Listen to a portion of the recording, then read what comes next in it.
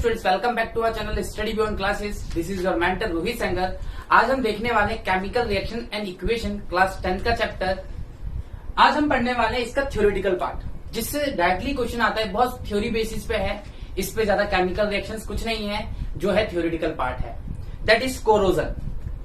सबसे पहला जो टॉपिक है हमारा इस कोरोजन। अब कोरोजन क्या होता है? कोरोजन का सिंपल सा मतलब है डिकेइंग ऑफ मेटल। मेटल का डिके होना layer by layer, decaying of metal layer by layer. अब सोचिए, डिके हो रहा है तो कोई चीज तो डिके करेगी बाय द एक्शंस ऑफ, और या due to the action of moisture, acid and base is called corrosion। बहुत सिंपल सी मेथड है। होता क्या है, सपोज टू बी एक मैंने ले लिया आयरन। ओके, ये आयरन है और आपको पता है iron is a solid form, और सॉलिड फॉर्म में तो पार्टिकल्स अरेंज होते हैं इन फॉर्म ऑफ लेयर्स। अब लेयर के फॉर्म में होता है। अब जैसे ही यहाँ पे ऑक्सीजन का मॉलिक्यूल अटैक करता है, कुछ हाइड्रोजन के मॉलिक्यूल, वाटर के मॉलिक्यूल आ जाते हैं, तो ये क्या करते हैं, इस पर्टिकुलर रीजन पे जहां पे उन्होंने अटैक किया वो वहां पे करना शुरू कर देते हैं कोरोजन। अब कोरोजन में होता क्या है, जो लेयर्स हैं वो लेयर्स डिके होना शुरू हो जाती है। जो उसकी स्ट्रेंथ है, लोहा माना जाता है उसकी स्ट्रेंथ से, उसकी कैपेबिलिटीज है, उसके हार्डनेस से, उसकी डेंसिटी से, ये उसकी डेंसिटी को ही डिनाई कर देते हैं।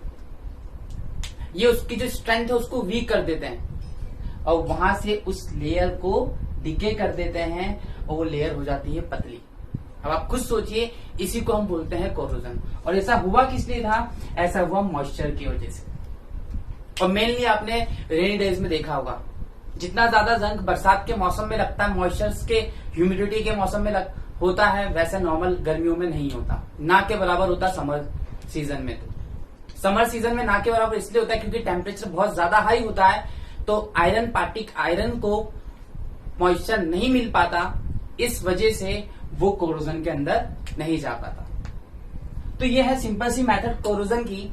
अब वहीं पे कोरोजन की अगर हम बात करें तो ये पर्टिकुलर मेथड होती है डिकेइंग की सारे मेटल्स के लिए, but one of the most popular metal we have that is called iron. और आयरन का सिंबल जो है दैट इज Fe है।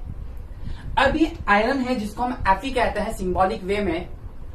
ये इंडिया में सबसे ज्यादा होता है इसका कोरोजन। अब जब सबसे ज्यादा कोरोजन इसका होता है, बड़े लेवल पे होता है, तो ऑब्वियस सी बात है इसको आपको स्पेशल नेम देना पड़ेगा। तो इसका जो कोरोजन होता है उसको पर्टिकुलर हम नेम देते हैं, दैट इज कॉल्ड रस्टिंग। अगर आपसे कोई पूछे what is the difference between corrosion and rusting, तो rusting means the corrosion of iron और decaying of iron. Particular iron की बात करेंगे तो आप रस्टिंग बोलेंगे, और सारी मेटल्स की फैमिली की बात करेंगे तो वो कहलाएगा कोरोजन। इतनी बात आपको समझ में आई। अब हम रिएक्शन ले लेते हैं, chemical reaction. Suppose to be हमारे पास Fe है, रखा था, ऑक्सीजन मॉलिक्यूल आया, वाटर आया, तो इसने बना दिया Fe2O3.XH2O। अब आप सोच रहे होंगे मैंने X क्यों लिखा? X is representing the number of molecules of water. ये वाटर मॉलिक्यूल्स को रिप्रेजेंट कर रहे हैं और it depends on the humidity. बरसात के मौसम में इसका नंबर ज्यादा मिलेगा और कम मिलेगा, और ये पानी जो वाटर के मॉलिक्यूल्स हैं ये इवोपरेशन की प्रोसेस से इवोपरेट हो जाएगा। Then we left with only this rust, ferrous oxide. इसको हम बोलेंगे रस्ट। तो ये रस्ट है, that's why this process is called rusting. और यहां पे देखिए मेटल जो था, यहां पे मेटल अपनी प्रॉपर्टी को लेके जो पॉपुलर था, आपने उसको उसकी स्ट्रेंथ के लिए खरीदा था, बट अब वो जाके किसी नॉन मेटल के साथ मिल गया है और ऑक्सीजन के साथ उसने रिएक्ट बना करके एक Fe2O3 नाम का कंपाउंड बना दिया है, वो कंपाउंड अपने काम का नहीं है, क्योंकि आपने ये कंपाउंड मार्केट से परचेज किया था, but due to the presence of oxygen and water molecules in the atmosphere it reacts with the Fe to form Fe2O3 .10H2O .XH2O। X में आप कितना भी फिल करिए, it depends on the moisture. तो ये है आपका कोरोजन। अब यहां से एक सबसे इंपॉर्टेंट चीज आती है, हमने ये देखा कि कोरोजन क्या होता है। अब भाई जब कोरोजन होता है तो हम इससे बच भी सकते हैं, इसको बचा भी सकते हैं। अब इसको बचाने के लिए कौन कौन सी टेक्निक्स है, how can you prevent corrosion, कि कोरोजन को प्रिवेंट कैसे किया जाएगा। अभी हमने देखा था rusting of corrosion of iron. Rusting कुछ नहीं थी, that is the hydrated form of Fe। वहां पे क्या हुआ, Fe मिल गया ऑक्सीजन के साथ और वाटर के साथ और उसने बना दिया Fe2O3, हमने उसको रस्टिंग का नाम दे दिया। अब यहाँ पे चूंकि अब रस्टिंग बोल रहे हैं कोरोजन ही, लेकिन क्वेश्चन यहाँ से मोस्टली पूछा जाता है रस्टिंग के फॉर्म में। इफ आई से मेथड टू प्रिवेंट कोरोजन तो भी ठीक है, मेथड टू प्रिवेंट रस्टिंग वो भी ठीक है। ये आपने जूनियर क्लासेस में पढ़ा होगा कि रस्टिंग को कैसे बचाया जाए। सबसे बढ़िया प्रोसेस, सबसे बेस्ट प्रोसेस जो है रस्टिंग को प्रिवेंट करने की, दैट इज पेंटिंग। सबसे पहली प्रोसेस पेंटिंग। अच्छा, पेंटिंग करती क्या है, देखिए पेंटिंग बचाती कैसे। सपोज टू बी एक आयरन आर्टिकल है, ओके। अब आपने, मैंने सपोज टू बी इस पे ब्लैक कलर का पेंट कर दिया, ये ब्लैक कलर का पेंट कर दिया, ठीक। अब देखिए ये सरफेस पेंटेड नहीं है, जैसे ही एयर आई तो अपने साथ लेके आई ऑक्सीजन और वो अपने साथ लेके आ गई H2O। जैसे ही कांटेक्ट में आया तो इसने रस्टिंग करना शुरू कर दी, ये रस्टिंग की प्रोसेस में चल रही है। बट वहीं पे अगर दूसरी साइड देखा जाए तो यहां पे भी O2 ने आने की कोशिश की थी, H2O ने आने की कोशिश की। चूंकि यहां पे हमने ब्लैक कलर से पेंट कर रखा था, तो paint is acting like a barrier. उसने एक बैरियर क्रिएट कर दिया दोनों में, तो दोनों कांटेक्ट में आ ही नहीं पाए। तो इस तरीके से पेंटिंग किसी सरफेस को रस्ट होने से बचाती है। और एग्जाम में सीधा सीधा क्वेश्चन होता है, explain how painting prevents rusting. तो ये समझना आपने कैसे किया, means how painting prevent rusting. Painting prevent rusting, actually painting creates barrier between the iron particles and the atmosphere. It cut off the contact of oxygen and moisture. Hence it prevents rusting. तो वो उसको contact में आने ही नहीं देती, वो rusting होने से बचा देती है। अब दूसरी प्रोसेस आती है, वो भी क्वाइट सिमिलर है, दैट इज आपने यूज भी की होगी काफी आपकी साइकिल्स में, आपकी व्हीकल्स में। आपने देखा होगा कि मशीन्स वगैरह में यूज होती है ऑयल एंड लुब्रिकेंट्स। दूसरी जो मेथड है that is simple method, oil and lubricants. आप कुछ मत करिए, आप उस सरफेस पे ऑयल लगा दीजिए। ऑयल लगाएंगे तो सीधी सी बात है वो सरफेस हो जाएगी बिल्कुल बिल्कुल स्मूथ और कोई भी चीज उस पर टिकेगी नहीं। मतलब it will again act as a same method, but यहां पे हमने किसका सपोर्ट ले लिया, ऑयल और लुब्रिकेंट्स का ले लिया। तो इस तरीके से भी आप पेंटिंग को रोक सकते हैं। जो तीसरी मैथड है दैट इज गैल्वेनाइजेशन। गैल्वेनाइजेशन। अब गैल्वेनाइजेशन क्या होती है, आपको मैंने अपने लेक्चर में बताया था reactivity series of matter. Please stop calling me a zebra, I like to call myself a smart god. याद है, बस वो टेक्निक याद रखिएगा, वो ट्रिक। उससे क्या करेंगे, गैल्वेनाइजेशन में करते क्या है हम लोग, जैसे सपोज टू बी एक मैंने आर्टिकल लिया, कोई सा भी, ये मेटल है, ओके, ये मेटल 1 है और ये मेटल 1 बहुत रिएक्टिव है, ये मेटल 1 बहुत रिएक्टिव है और मुझे कंडीशन ये है कि मुझे यही मेटल यूज करना है, I don't have any other option, मुझे ये मेटल यूज करना ही है। अब मैं क्या करूंगा, मुझे ये मेटल भी यूज करना, मुझे इसको बचाना भी है। Then what will I do, मैं इसके ऊपर एक और दूसरा मेटल चढ़ा दूंगा, मेटल 2, जो इससे लेस रिएक्टिव होगा। अब ये रिएक्टिव ज्यादा है तो इसके रिएक्शन में जाने के चांसेस बढ़ जाएंगे, क्योंकि ऑक्सीजन मिलते ही मेटल ऑक्साइड बना देगा, फटाक रिएक्शन में चला जाएगा। अब मैंने एक सुस्त मेटल डाल दिया।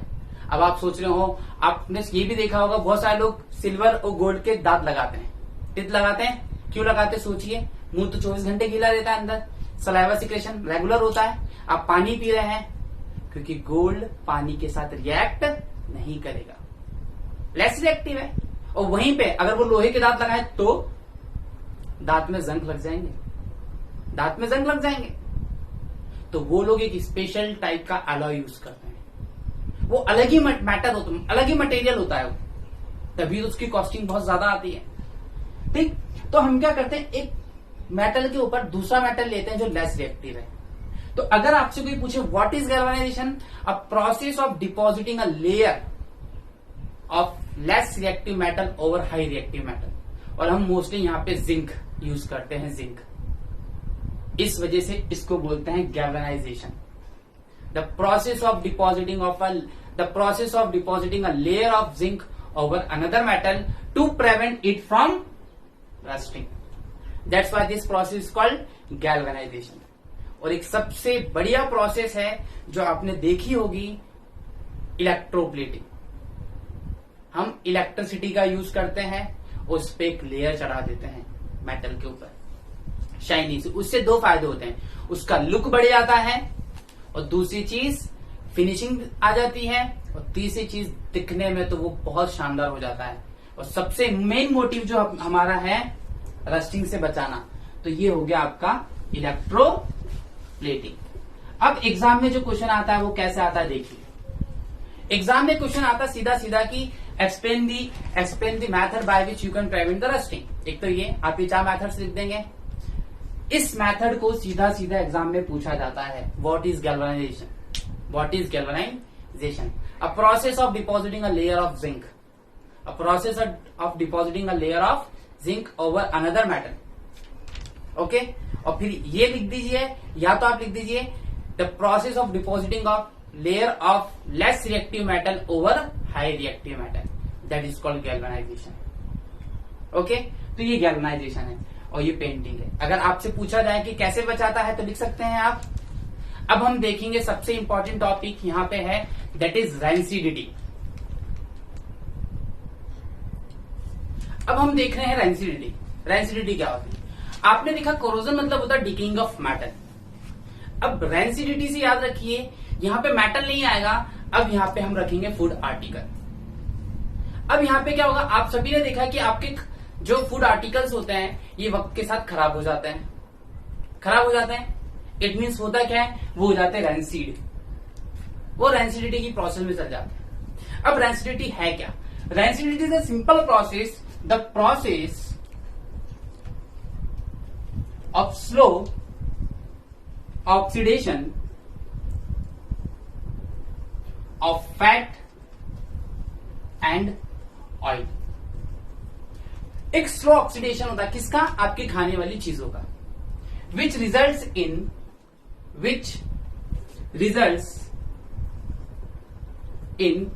bad smell and taste। भाई उससे होता क्या है, आपका टेस्ट और उसकी स्मेल खराब हो जाती है। और सिंपल सी लैंग्वेज में बोला जाए तो हम बोलते हैं खाना खराब हो गया, खाना सड़ गया, तो वो होता है रेंसिडिटी। तो रेंसिडिटी में होता है कि जितने भी फूड आर्टिकल्स हैं आपके, ये ऑक्सीजन के साथ रिएक्ट करते हैं, और जैसे ये ऑक्सीजन के साथ रिएक्ट करते हैं तो ये ऑक्सीडेशन में चले जाते हैं और उस खाने के टेस्ट को, उस खाने के फ्लेवर को बर्बाद कर देते हैं, और वो खाना जो लंबे समय तक चलना चाहिए वो नहीं चल पाता। तो अब जैसे ही ये रेंसिडिटी है, तो अब इसको कैसे प्रिवेंट कर सकते हैं? How can we prevent rancidity? देखिए, how can we prevent rancidity. हम रेंसिडिटी को कैसे प्रिवेंट करें? आप रेंसिडिटी को कैसे बचाएंगे सर? देखिए, आप रेंसिडिटी को कैसे बचा सकते हैं? सबसे बेस्ट आइटम जो आप सबके घरों में है, that is your fridge. Fridge करता है क्या? फ्रीज करता है फ्रीजिंग। तो मैं बोल सकता हूं बाय फ्रीजिंग, बाय फ्रीजिंग। भाई आप फूड आर्टिकल्स को फ्रिज में रख दीजिए, जैसे आप फ्रीजिंग करेंगे तो ऑटोमेटिक उस पे रेंसिडिटी, वो कांटेक्ट में आएगा ही नहीं, ऑक्सीजन के टेम्परेचर उसको मिलेगा ही नहीं, वो ऑक्सीडेशन में जाएगा ही नहीं। दूसरा, by tight packing of food articles.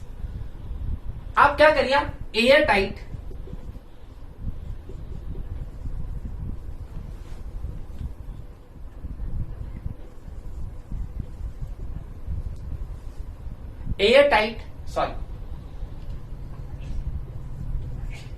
Container में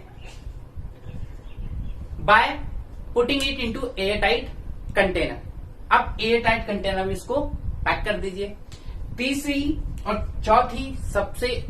सबसे इंपॉर्टेंट चीज, हम एक चीज और कर सकते हैं जो कि हम नहीं कर सकते, बट हाँ फैक्ट्री वाले करते हैं। आपने लेज वगैरह को देखा होगा, they actually flush with the nitrogen gas by flushing gas into packets like Lay's. देखा होगा लेज में 8 रुपए की हवा 2 रुपए की चिप्स होती है, तो 8 रुपए की हवा जो है वो एक्चुअल में प्रिवेंशन के काम आती है। और जो फिफ्थ और फोर्थ तो सबसे इंपॉर्टेंट है, that is by adding preservatives. By adding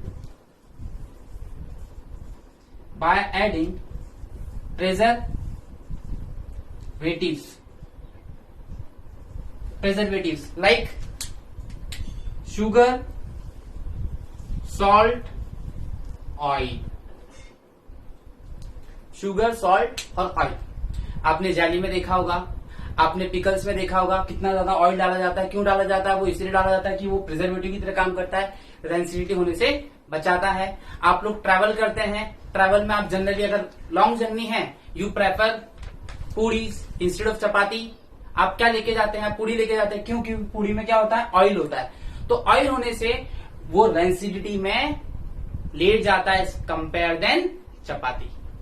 चपाती जल्दी खराब हो जाएगी जल्दी में, शाम तक भी नहीं चलेगी, लेकिन पूरी 1 2 दिन 3 दिन तक भी चल जाएगी।